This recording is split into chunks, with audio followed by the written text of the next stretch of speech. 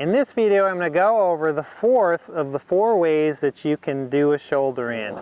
And this here is the counter shoulder in on the circle. So the first one was a counter shoulder in down the rail. Second is a shoulder in on the circle. Third is shoulder in down the rail and on the straightaway. And the fourth is a counter shoulder in on the circle. And each one gets a little bit more difficult. So I've got a cone out here, that's going to be the center of my circle. I'm going to walk around my circle. So with a counter shoulder in on the circle, I'm going to rotate my shoulders to the outside, bring her shoulders out a little bit and bring her hind end in. And now I have to keep on the circle, so I have to shift my weight to the inside a little bit and keep the horse on the circle. Now why this is more difficult than the shoulder in down the rail is because the horse, with this exercise, you're not only getting crossover from the hind end, and you're getting crossover from the front. And you're doing that in all the other variations of the shoulder in, but you're getting a little bit more because the horse is bent to the outside but having to cross over to the inside. So the front, especially in the front here, they're really having to come across. So it's a great suppling exercise, and it's also a great way to help you start getting control over your horse's shoulders. Because what I'm trying to do is, if there was a white line down here on the ground, can I keep my horse's shoulders over that white line, the horse's hind end's a little bit to the inside of that line, and the horse's nose is a little bit to the outside. And so I held her there for quite a while. Now, if you're just starting off, you're not going to do that. You're just going to come in, pick up the counter shoulder in by rotating your shoulders, bring your weight to the inside, hold it there until your horse feels like they're getting it, which may be just a few strides, and then you say, oh, thank you, and you can go straight ahead again.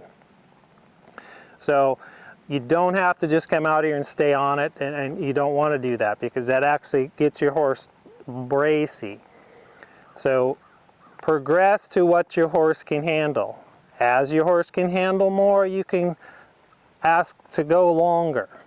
See, this is pretty nice here. So it's very similar to your counter bend. All you're doing is asking a little angle to happen. So that's why if you having trouble with this, go back to your counter bends. And so I'll change direction and do the other way. And rotate my shoulders to the outside. Bring my weight in a little bit. Ask the horse to bring its hind end in. Now, don't go too much of an angle because it's easy. You don't have to move the hind end much and you're already getting a counter shoulder in. Now, some of you are going to go out there and play with all the different 4 variations of the shoulder in work, and you're going to go, oh, what this one here, the counter shoulder in on the circle, is actually easier than the shoulder in on the circle. So yes, sometimes you can change the order up. For some horses, the different ones are easier in different orders, but in general, I've set it up the way generally most horses progress from the counter shoulder in on the rail to the shoulder in on the circle to the shoulder in down the rail to the counter shoulder in on the circle. So that's pretty good there at the walk. Pick up the trot. And I might even make a little bit bigger of a circle here. Don't go too small. Rotate my shoulders to the outside some. Ask with my outside leg to say bring your hind end in a little bit and counter shoulder in. Now she's a little bit slow here, so I'm going to activate a little bit with my crop to say come on. There, and I'm looking for her to get soft. Now really make sure in your body posture that your shoulders don't get tight or you start pulling on the reins. Because when I rotate my shoulders to the outside, shift my weight in a little bit, our tendency is to start gripping with the reins, tightening our shoulders, and bracing. And that brace will cause tension in the horse.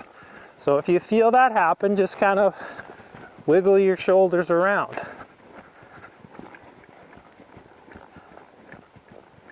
And that helps to soften the horse.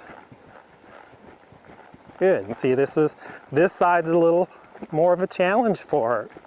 So I have to stay there until she kind of relaxes into it. And then I'm gonna try it again.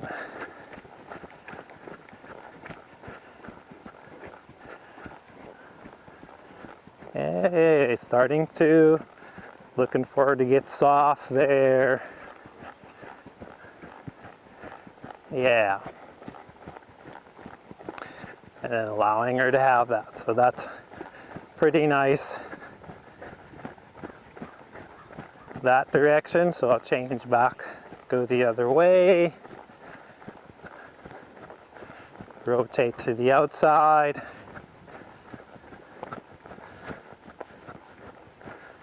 Shifting my weight slightly to the inside and just asking her to follow around on that circle.